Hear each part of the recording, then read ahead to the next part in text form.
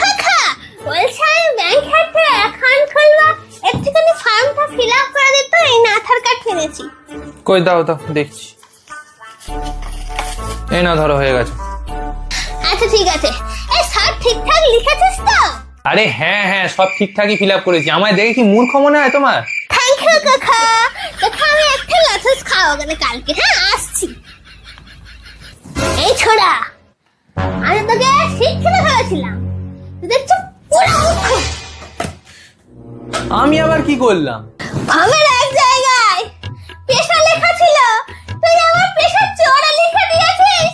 জানিস ব্যাংকে আমাকে কি অপমানটাই না করলো, বললো পেশায় চোর, ওসব চোরদের এখানে ব্যাংকের বই খোলা হয় না, বলে আমাকে একদম তাড়িয়ে বাইরে বার করে দিল। এই তার জন্য। ও আচ্ছা, তা আমি তো ঠিকই লিখে দিয়েছি, তুমি তো এক্সট্রা কোনো কাজই করো না, চুরি করে বেড়াও।